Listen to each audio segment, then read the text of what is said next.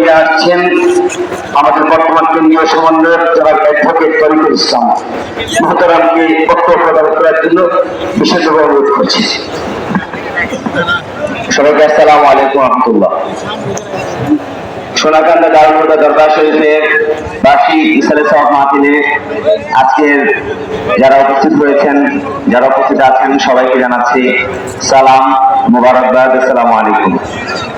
আমরা শুকরিয়া জ্ঞাপন করছি মহান আল্লাহ দরবারে যে আমরা গত 16 বছরের একটি ফেসিবাদ পতন ঘটিয়ে আমরা আজকের এই স্বাধীন বাক স্বাধীনতার বাংলাদেশে আমরা পৌঁছাতে পেরেছি। আমরা মনে করি যে তারুণ্যের জাগরণ ঘটেছে 2024-এর এই জুলাই গণঅভ্যুত্থানের মধ্য দিয়ে। এই তারুণ্যকে যেন আমরা সঠিক পথে যেন ধাবিত করতে পারি, সেই ক্ষেত্রে অবশ্যই আত্মার পরিশুদ্ধি, ইলমে তাসাউফ আমাদের জন্য অত্যন্ত গুরুত্বপূর্ণ। আমি মুরাদনগরের সন্তান, আমি দেখেছি যে তরুণরা কিভাবে বিপথে চলে যাচ্ছে, তরুণরা কিভাবে মাদকাসক্ত হচ্ছে, তরুণদেরকে কিভাবে বিপদগামী করে ফেলা হচ্ছে। এবং এই তরুণদের যে তারুণ্য, তরুণদের যে উন্মাদনা, সেই উন্মাদনাকে নিয়ন্ত্রণ করার জন্য অবশ্যই আমাদের আত্মশুদ্ধির প্রয়োজন।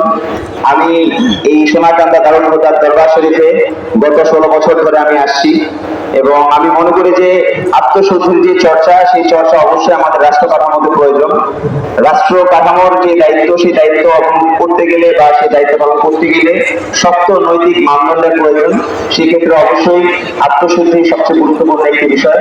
আমরা মনে করবো যে আমাদের যে তরুণের যে জাগরণ ঘটেছে, সেই তারুণ্য যেন সঠিক পথে যেন তারা পরিচালিত হতে পারে, সেই ক্ষেত্রে অবশ্যই সোনাকান্দা দারুল হুদা দরবার শরীফ একটি অগ্রগামী ভূমিকা পালন করবে। ঠিক একই সাথে আমরা বলতে চাই যে মুরাদনগরের কৃতি সন্তান, আপনারা জানেন যে জুলাই গণঅভ্যুত্থানের এই অগ্রণী ভূমিকা পালন করেছে আমাদের এই মুরাদনগরের কৃতি সন্তান, বর্তমান অন্তর্বর্তীকালীন সরকারের মাননীয় উপদেষ্টা আসিফ মাহমুদ সজীব ভুঁইয়া। তিনি আপনাদের কাছে দোয়া নিতে এসেছেন।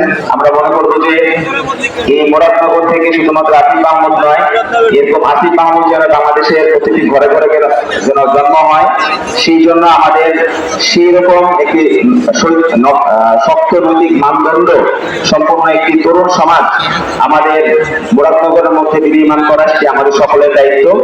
আমরা সবাই মিলে যদি কাজ করি তাহলে অবশ্যই সেটি সম্ভব। সবাই ভালো থাকবেন, আমাদের জন্য দোয়া করবেন। সবাইকে আসসালামু আলাইকুম রহমতুল্লাহি ওয়া বারাকাতুহু।